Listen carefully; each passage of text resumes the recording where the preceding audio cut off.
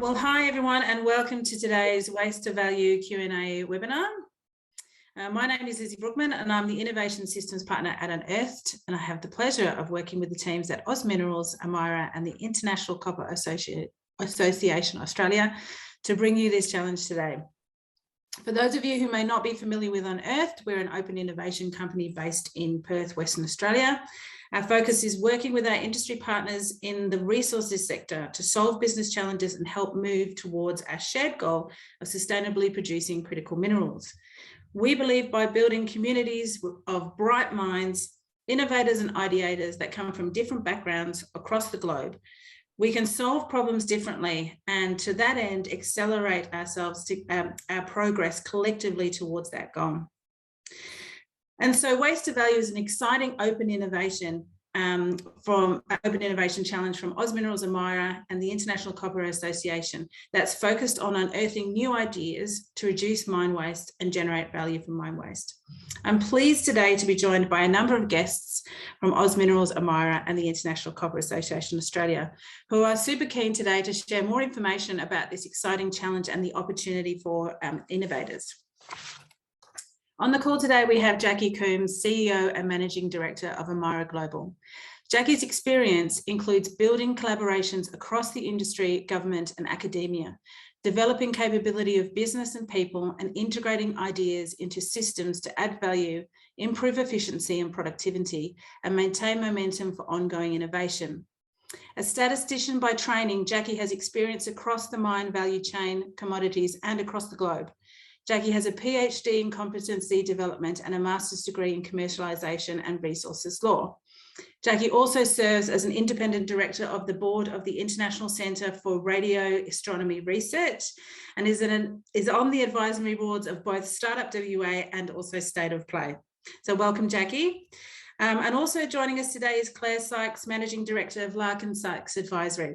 Claire is a mining engineer and innovation strategist with expertise in resource sector value chains and is skilled in practical pathway identification to create enterprise value and resilient regions. Claire's career has spanned private and public enterprise, and she has led various multi-stakeholder initiatives, including co-author of the recently launched International Copper Association Australia Water Report. Welcome, Claire. And also on today's call, we've got the wonderful team from the Thinking and Acting Differently Incubator, powered by Minerals. So welcome to Katie Humes, Head of Transformation, Brett Triffett, Transformation Technologist, Jessica Doherty, Transformation Portfolio Manager, and Burkhard Seifert, Transformation Entrepreneur. It's a bit of a mouthful sometimes when we go through that list, but welcome to everybody from the Thinking and Acting Differently Incubator team. So today's session is a live Q&A, and it is our intent to share more details about the challenge and the context of the challenge, and then open up the conversation to really dig down to the questions that you as innovators might have. Today's session will be recorded, and following today's session, we'll place a recording on the challenge page on the Unearthed website. For anybody who needs the link to that challenge page, please have a look in the chat. It's the first note in there. During our presentation today, we would ask you to please keep your microphones off unless you're talking, but we would also ask you to please, if you can, put your cameras on, because it's always a pleasure to present to a sea of smiling faces rather than lots of little black squares with names in them. So yeah, it'd be great if we could see you all. And finally, if during today's presentation you do have a question, please feel free to pop it into the chat, and we'll get to that question either during today's presentation or at the end of the Q&A session. So, Brett, if you want to just click through to the next slide, if you can, that'd be great. Awesome. So today's agenda. So as I said, we've done our welcomes and introductions, and we'll begin with a bit of a short intro from the Thinking and Acting Differently team. Then we'll have a short presentation from AMIRA and the ACAA, and then we'll go into a little bit more detail about what the waste of value opportunity is, the mining context and the challenge process, and we'll be sure to leave time at the end for Q&A. So we have a little under an hour for today's session, and I'm super excited about all the info the team has to share.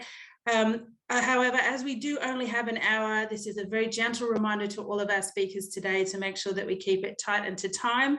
And I'm going to ask and seek forgiveness now if I butt in and cut you off, so that we can make sure we have enough time for the innovators to ask you questions.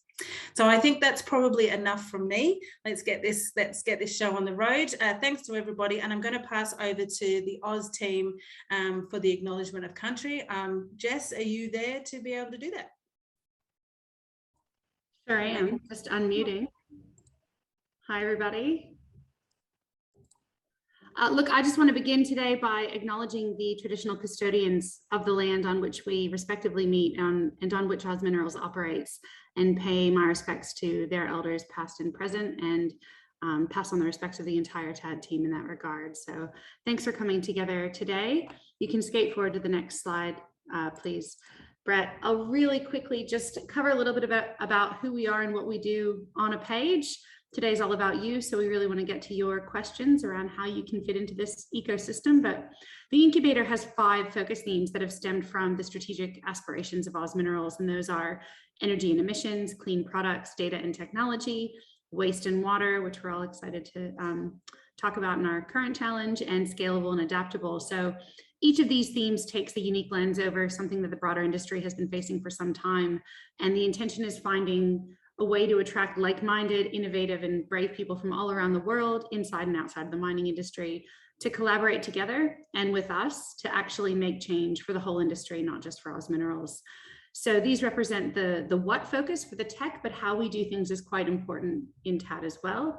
So along the right-hand side of the screen, you can see the process through which we guide our innovators, represented as an ideas funnel. So very briefly, framing is where we got to today from. It's all about asking the right question, doing the work to make sure you ask the right open challenges to target the best solutions. And then we come into divergence, which is when all of you hopefully submit your ideas and we get as many perspectives from as many diverse sources as possible. And we work with you to find new ways to team together and collaborate in convergence. And that's where we explore new approaches to collaboration and try to begin to uplift the capability of the innovators to be able to demonstrate the value of their idea to Oz Minerals in the best way possible.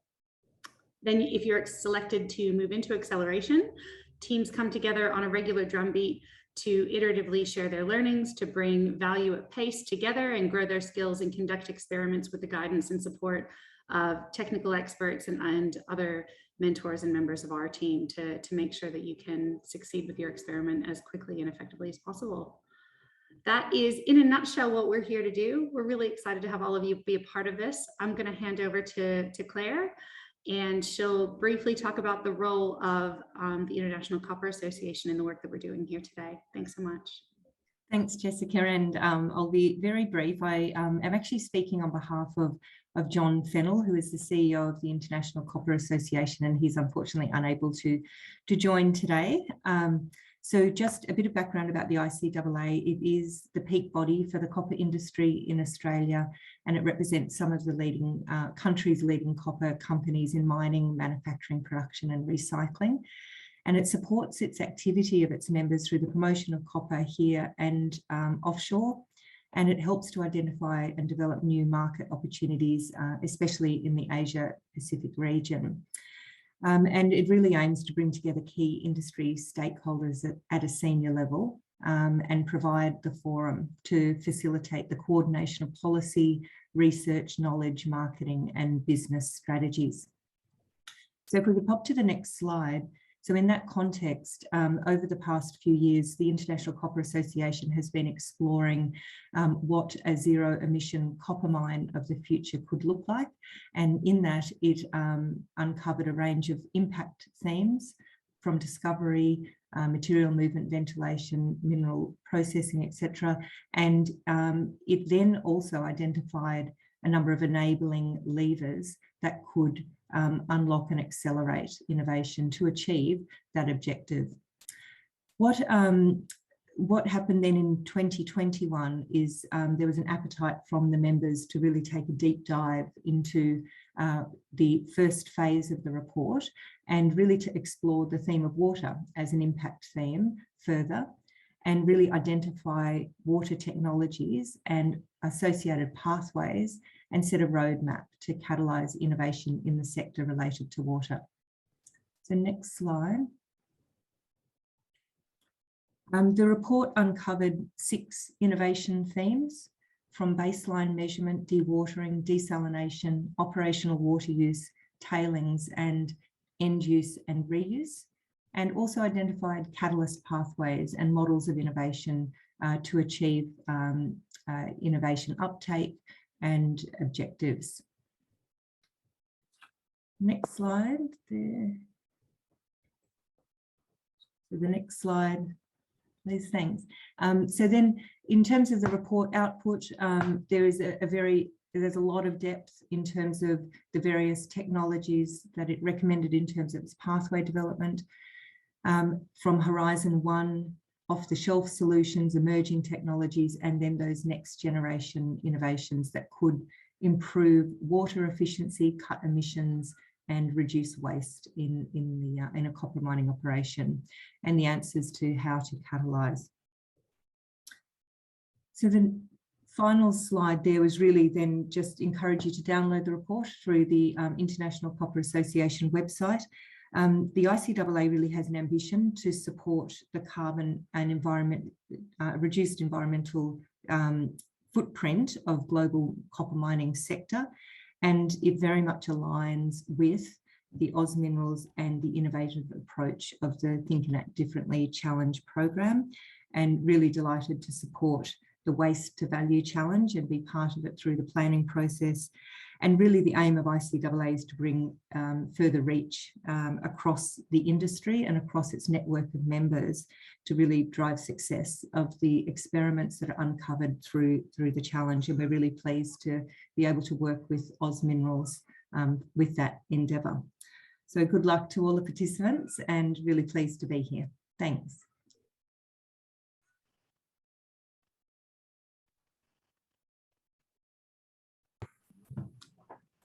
I think we're going to hear from Jacqui Coombes from AMIRA now. Hi, Jacqui.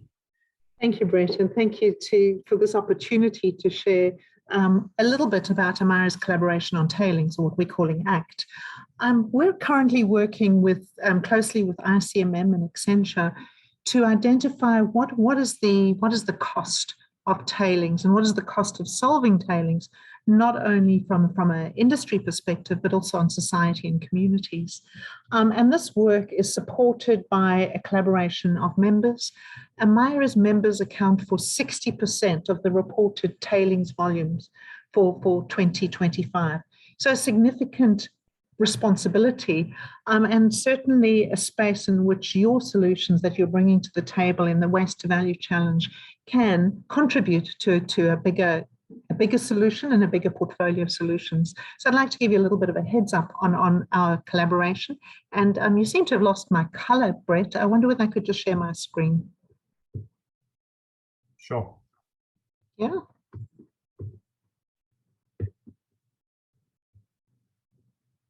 Which is in a Zoom space. Share screen. Let me just get to that screen because I think the colors have just gone. Thank you. And being a color person, I'm going to get lost if it's all white, Brett. You got that? Yes. Right. So a great dilemma in our industry, and a shared dilemma, is the challenge of increased demand for copper, increased demand for other materials. And we had a great presentation last night from one of our board directors, Kwasi Mpofu, who's the head of metals and minerals from Bloomberg, identifying the scale of the problem that we're working with. So we've got this demand, increased demand, but along with that is its generation of large amounts of waste, and certainly whether we can draw water, whether we can draw other value from the waste that we are dealing with. Another challenge that's sitting atop of us is the Sustainable Development Goals, and how we bring communities along, how we ensure that the footprint, be that the ESG type footprint, is a sustainable one. And can we look to the future, look to technology to help us meet some of those commitments, not only as a community, but also as an industry. the sustainability goals themselves sit at the heart of what AMIRA is trying to do, or has been doing for the last 60 years. We have an enduring purpose, which is to deliver sustainable resources to the industry. And we've worked with researchers over 60 years, wonderful projects. One of my favorites at the moment is the P1217 project led out of UWA by Professor Andy Faree, for example, where there is very deliberate attempt to solve this problem. But the problems and the projects themselves need to sit within a network of solutions. And AMIRA is looking to map those solutions and integrate those solutions into supergroups so that we can accelerate not only the connection between these projects, but indeed the pathways. So the waste to value challenge is a very important avenue for ensuring the deployment of technology, for ensuring the impact that we have in the cohesion actually finds a way back into solving the big problem, which is the tailings challenge. For any of this to make impact, we need our findings, our work to be scientifically reasonable. We need to understand how we scale solutions.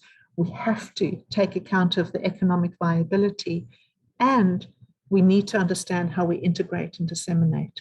So we're looking forward to working with each of you, with OzMinerals and with the ICAA, to ensure that this happens for a greater good that can contribute to solving the problem that sits in front of us. So welcome your questions and look forward to seeing what comes out of this process. Jacqui, can I take control of the screen now, please? Yes, there we go. Thank you very much. Sure.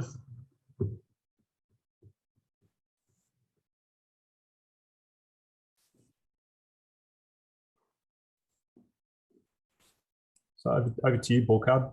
Yeah, thank you very much, Claire and Jacqui, for those insights. Hello, my name is Burkhard. I want to give you some more overview of how we frame challenges and how that looks like. Some of our biggest trends for innovation in mining are technological change, environmental pressure, energy transition, and social expectations. And some of these trends, such as technological change, have been key drivers for innovation for decades, and others are ramping up in intensity. So the trends will proceed at different paces over different timeframes and with different level of uncertainty. They happen gradually, and like other trends, they can happen up on us before we know it. So our incubator has focus areas which align to those, to our strategy and also to some of those trends. So when we put together our insights and come up with a view on what the future potentially looks like, then we can work backwards and investigate how some of these options that we have can be accelerated. And even though some of these options may be very unclear, we know where the gaps are and what we need to fill and want to seek diverse perspective to help us to do so. So it's very important that we focus on solving the problems rather than being wedded to a particular solution. And this is why we've been running our crowd challenges. As an industry, there's normally a preference for tried and tested solutions. And we have had feedback from that our willingness to support early stage technology is really invaluable, and the ability to run experiments in an industry context gives the innovators in our industry early insights into valuable questions. It enables both parties to test assumptions. So what does this mean for waste to value? There are a range of opportunities along the mining value chain relating to waste minimization. What we're hoping to do with waste to value is to activate the innovation ecosystem to bring efforts together across the mining value chain to address waste challenges more holistically. So the purpose of our incubator is to learn as much as we can about these trends. They're likely going to have a significant impact on our business, and to understand where the value can be created, not just for us, but our stakeholders and our industry. So our role is to identify the potential of an opportunity, define a pathway to unlock the opportunity, and gradually decrease uncertainty throughout what we learn.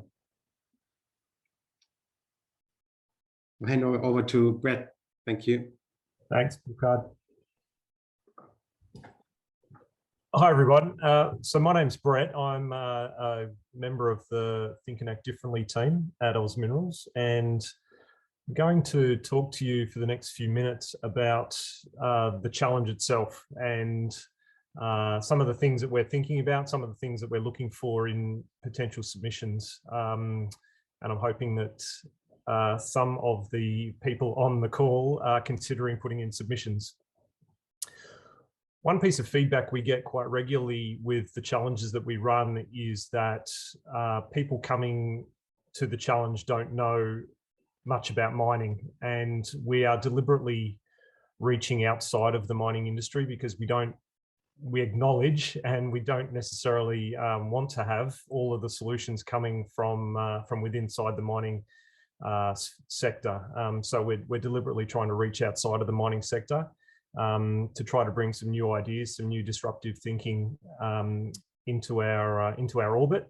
And so a common bit of feedback we get is that people that are coming into these challenges don't necessarily understand what happens in the mining space. And so I wanted to spend a couple of minutes just talking to you, and apologies if I'm preaching to the converted here, a little bit about the mining value chain. So look, essentially I've broken it down on this slide into three kind of key steps, if you like. The first one, of course, is infrastructure. So the two main supporting pieces of infrastructure that we talk about a lot and are of critical importance from a waste and emissions perspective is power and water.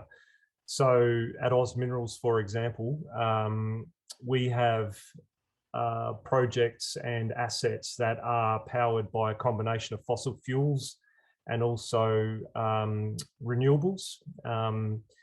We also have projects that are either grid connected or off grid. So all combinations and permutations thereof. We of course have an aspiration to ultimately move to zero emissions. So that means eventually transforming through to fully renewables, but we're on that journey.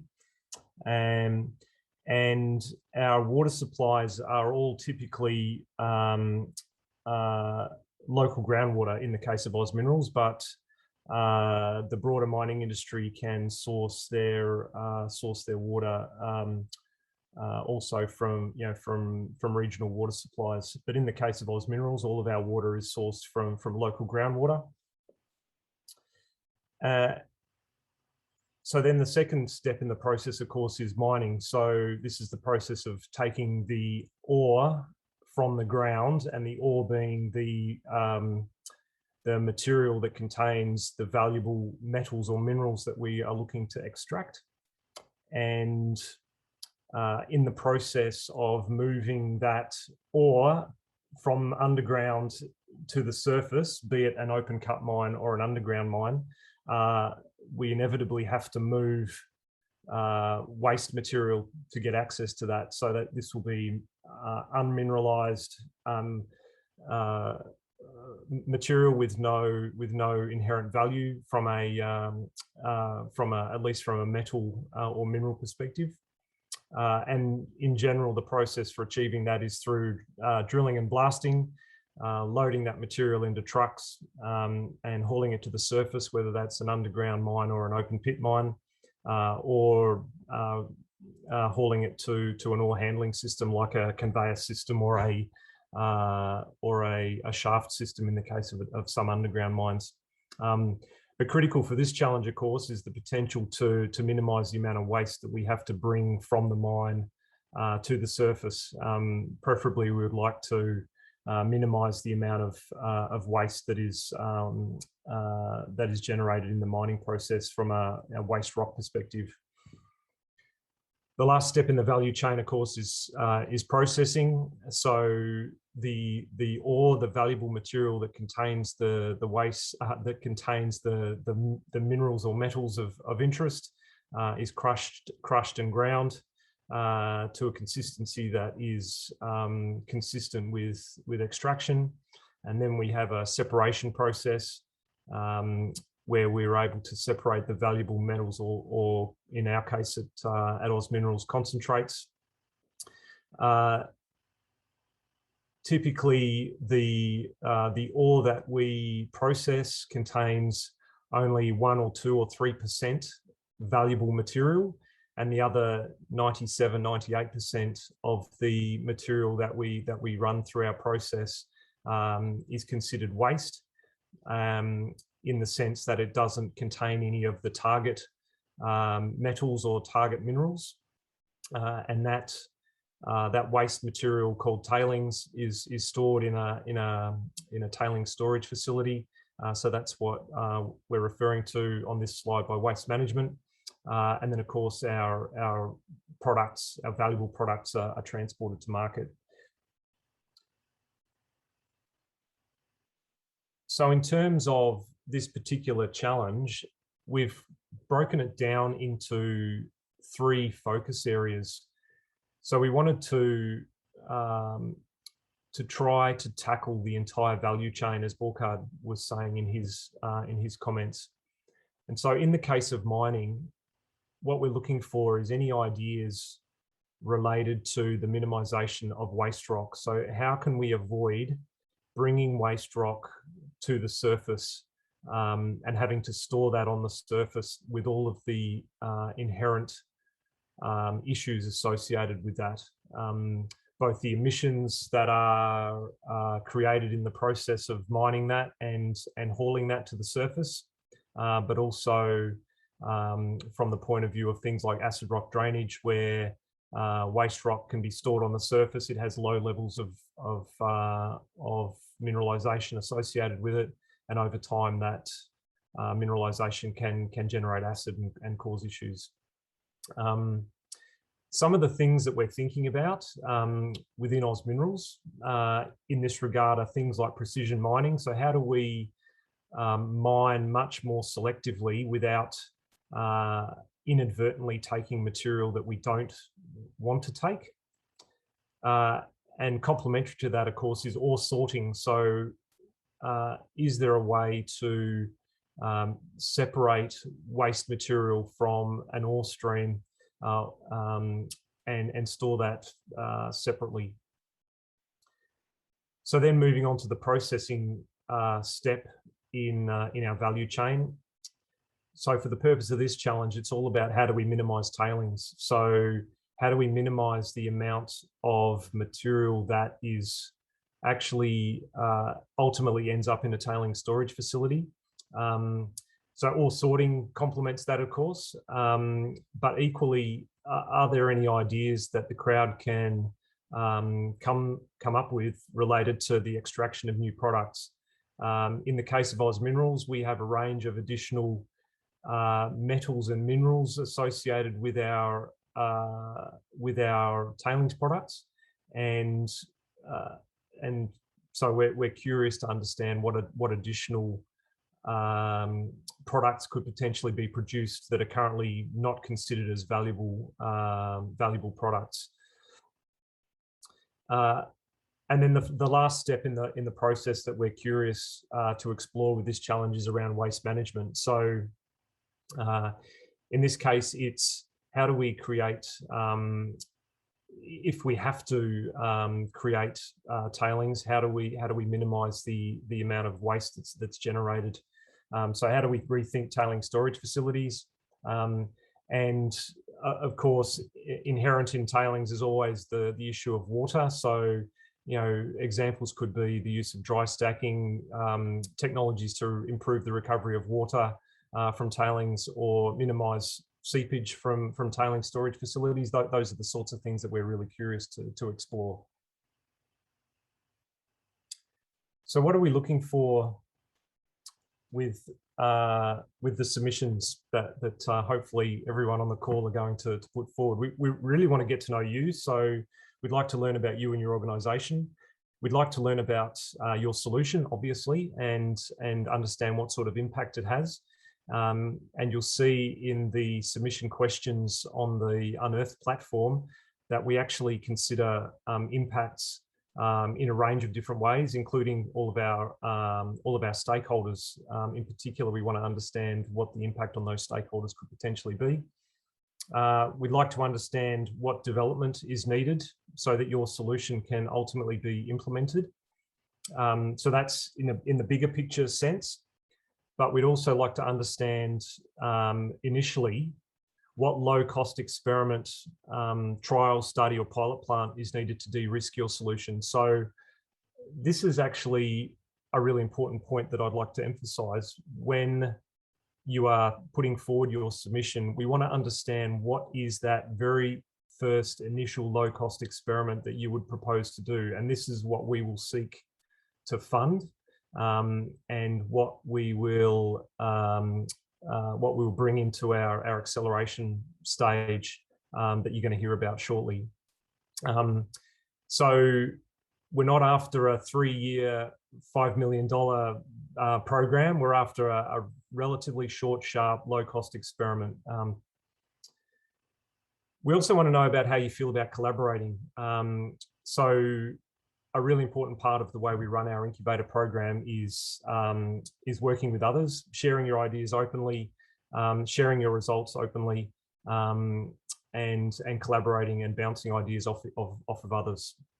And we also want to understand what you'd like to get out of participating in this challenge. We recognise that funding for experiments and funding for implementation is important to you. But we also find through these conversations that innovators are looking for more than just dollars. And there's other ways that Oz Minerals and our co-sponsors on the project can create some value for you. So in terms of the opportunities that are available to you through participating in this program, there's obviously the opportunity to get lots of exposure. So we will be looking through the convergence and acceleration stages of this process to provide a really high level of exposure to you as innovators with the AMIRA and ICAA membership, as well as the Oz Minerals community. So one of the things we will be looking to do is next year run a pitch event. Typically we get between 100 and 150 people in those pitch events from a whole wide range of organisations. So it's a great opportunity to get some exposure for your idea. You'll be able to make new connections, and I talked about the potential to collaborate, work closely within a cohort of like-minded innovators, and make some even unexpected connections to build business opportunities. We have a tailored acceleration program that lasts for 3 months that includes lots of opportunities for personalised feedback and coaching. And we also offer coaching in the lead up to the pitch event. So there's some great learning opportunities, some great personal development opportunities, which many of our cohort members get lots of value out of. Obviously, there's the funding, but we also have access to a really fantastic network of subject matter experts and mentors that we can draw on to support you and to provide technical input as well as business development input. And then at the completion of the acceleration stage, once we've funded your experiment and you've successfully completed that experiment, we have a tailored road mapping exercise where we'll map out next steps for you, and that could be either further implementation and adoption through Oz Minerals, but also there will be opportunities via the AMIRA and ICAA membership, and further support with next steps that might stretch outside of Oz Minerals. So in terms of what the next steps look like, we will be closing the submissions at the end of February. Then we'll run into convergence, which is the process of narrowing down on the number of submissions and selecting a shortlist. We'll look to do some technical deep dives where we'll get together with you and get to know your submission in a lot more detail, and get to know you in a lot more detail. We'll run that final presentation event, and then we'll look to kick off with the funded MVPs in May.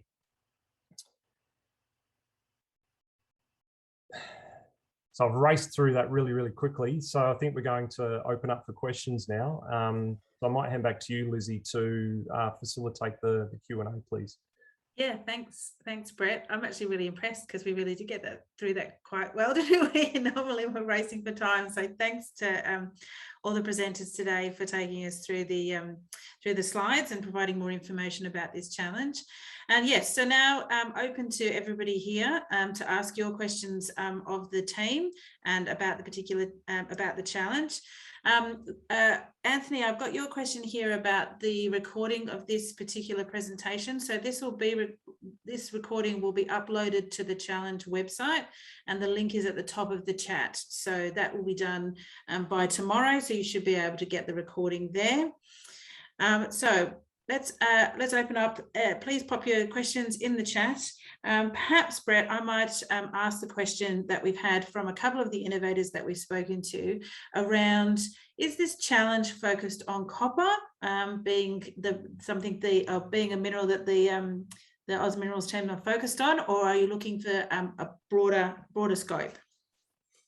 Yeah, it's a great question, Lizzie. So look, clearly Oz Minerals is a copper focused company. So we are interested in copper related ideas and solutions. However, the AMIRA membership extends well beyond copper mining, and we also acknowledge that and recognize that there are potentially solutions that could potentially come from other resource sectors, other metals. So, you know, base metals, gold, and bulk commodities. We're still kind of curious and keen to hear ideas that could potentially relate to those, because we could potentially join the dots in terms of seeing opportunities for those within Oz Minerals.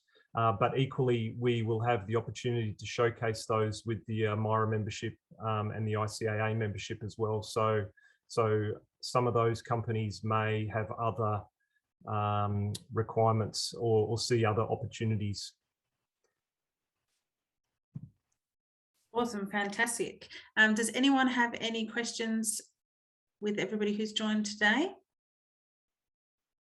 Please pop it through in the chat. Okay, Brett, maybe we can go into the three. Oh, here we go. We've got a question already. How does Oz Minerals handle integration with POC? Sorry, you'll have to help me with POC, proof of concept. Is that the intent, Andrew? Yep. Yep. Thanks. Yeah, so one way we have handled proof of concept and integration into I think you're talking about integration into the broader business. So once we've got a feel for the types of submissions that are coming through, we will look to socialise those quite broadly within the Oz Minerals team. And while the proof of concept work, the initial experimentation work will be largely managed and overseen by the TAD team, the Think and Act Differently team.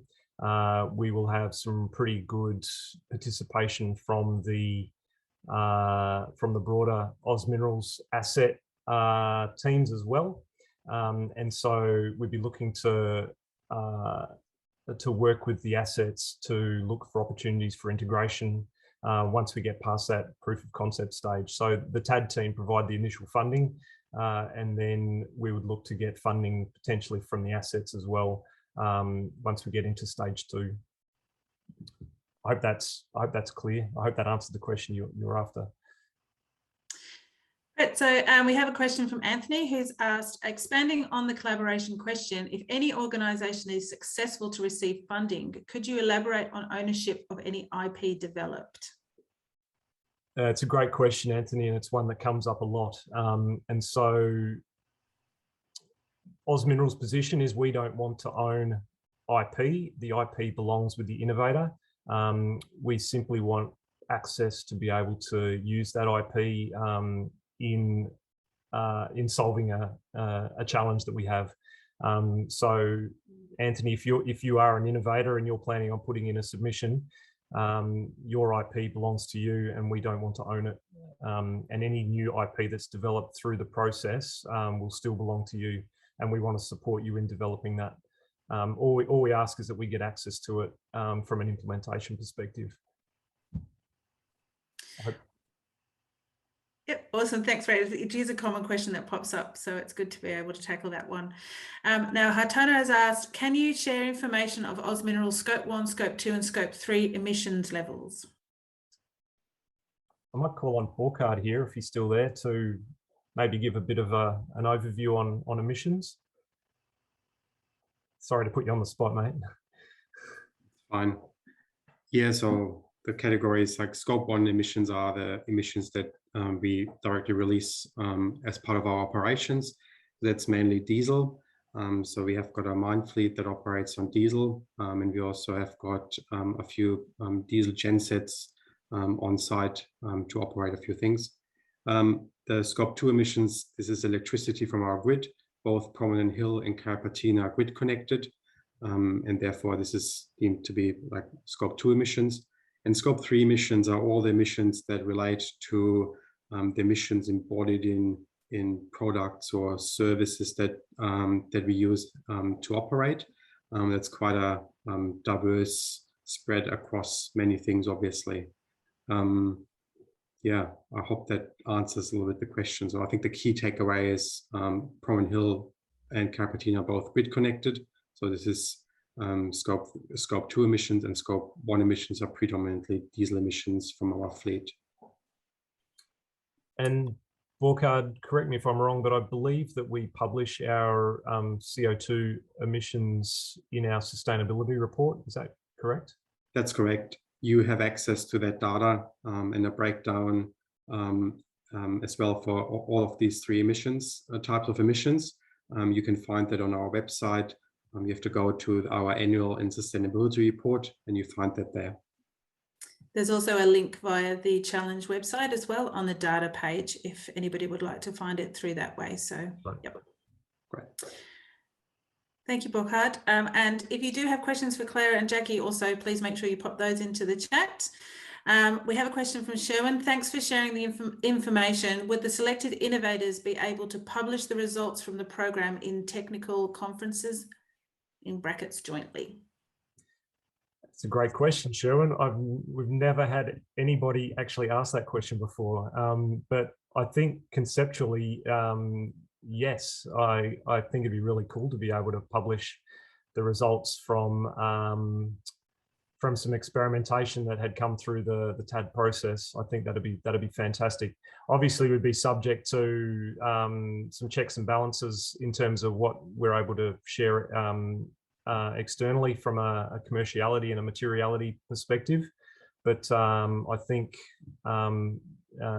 in general, I would say the answer is yes. And I'd like to present a paper with you. If that it sounds like a great opportunity.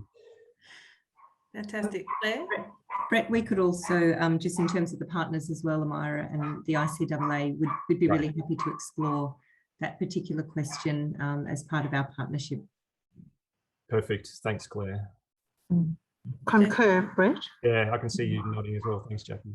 Terrific. Fantastic. Thanks, everyone. So moving to our question from Mark. He's asked, due to the complexity of staff and equipment mobilisation and logistics, how far can the incubator handle the costs, noting that they are based in Canada? I'd like to explore that one a bit further, Mark. Is your question, what's the budget? Mark, if you'd like to speak. Yeah, well, it's easier than just than just typing. Well, yeah, well, it's not necessarily for you to disclose the what kind of budget is that is, but you know, let's call it by analogy for you to witness the first the test flight of what we have created. This is not something that can happen necessarily in one weekend, if I might say. So because it's a process, it's a mining equipment. Yep. So it takes time, and it takes you need to plan ahead significantly in order to make that happen. So I'm just throwing something like that. Is it? Would it be acceptable, let's say, for the organization to consider a remote projection of what we are doing here in Canada via video conference or whatever? Or because numbers, data can be transferable through a file, through an email, but I mean to see the equipment live in action, this is another story. So, Mark, I think it's a terrific point, and I've mentioned before that we're trying to stretch outside of the mining industry to get ideas. I think equally we're trying to stretch globally to get ideas. We 100% recognise that we don't have all the answers here in Australia. In fact, yeah. I would suggest.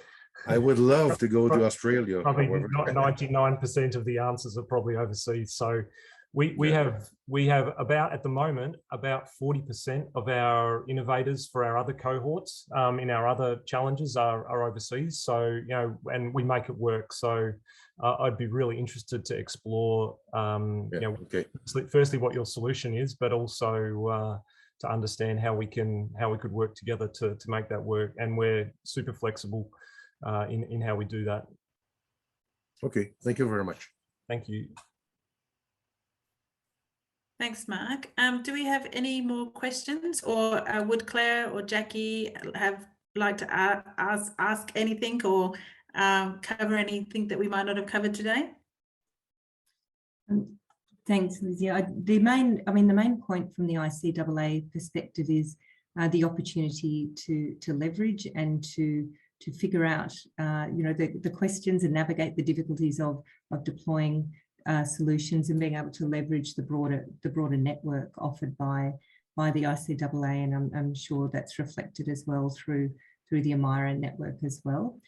So I think further to Brett's point, I think it is about making it work, and it's about that commitment to really navigate how the experiments can work and leveraging the partnerships to be able to do that.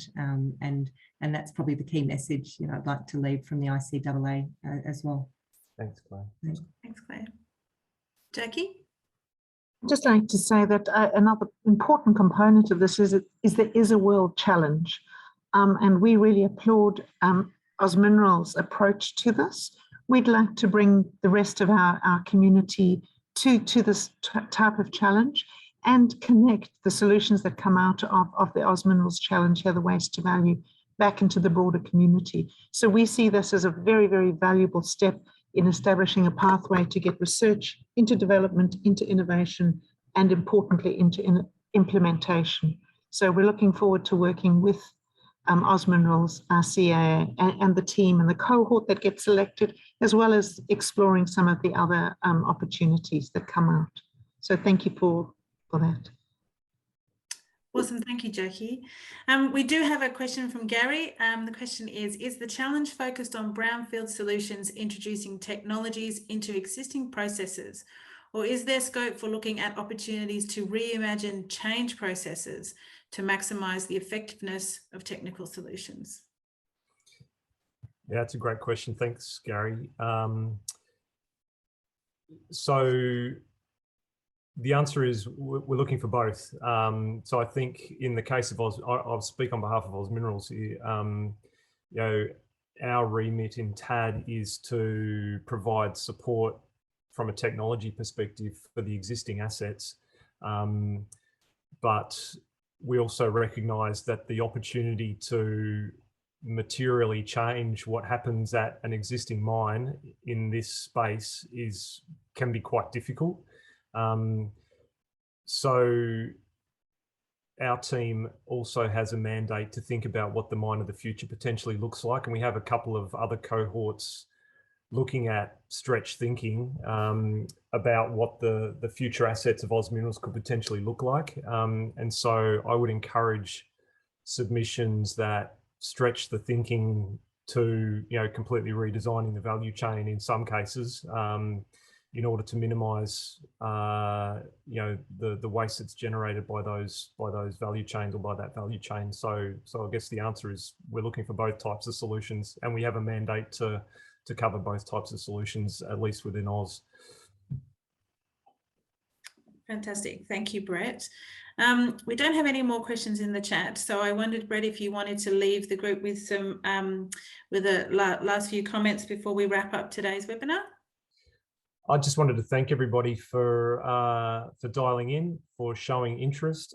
Thank you for all the questions. I think there were some really terrific questions, and it's really encouraging to see that people are thinking about this particular challenge. And I think the fact that we've partnered up with ICAA and with AMIRA kind of is a testament to the fact that this is an industry-wide challenge that we're all facing. And I personally don't think we can solve it on our own, and we need to embrace as many people and as many different organisations as we possibly can, both inside and outside the mining industry. So I'm really excited about this one. And yeah, thank you to everybody for dialing in and for the great questions and for your interest. Thanks, Lizzie.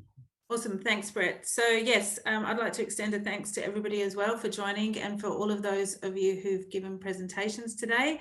And yes, thank you again for keeping to time. It's always hard when you're very passionate about a subject to not go overboard and go down rabbit holes. So I do really appreciate everybody's time and effort today. So just a couple of things, a reminder that again, this is being recorded, and so the recording will be up on the challenge website, the challenge page on our website by tomorrow.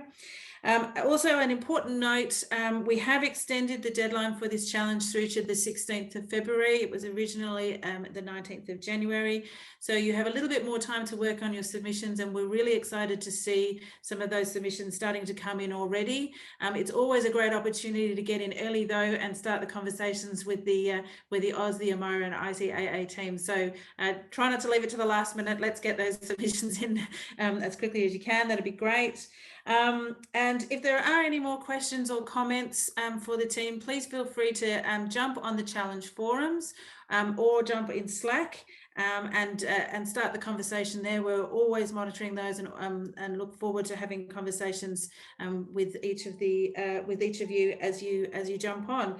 I'm just trying to think if I've forgotten anything, but I think that's it. So thank you again, and yeah. Good luck with all of your submissions, and enjoy the process, and we'll see you in February. Thank you, everyone. Thanks, Lizzie. Thanks, everyone. Thank you. Goodbye.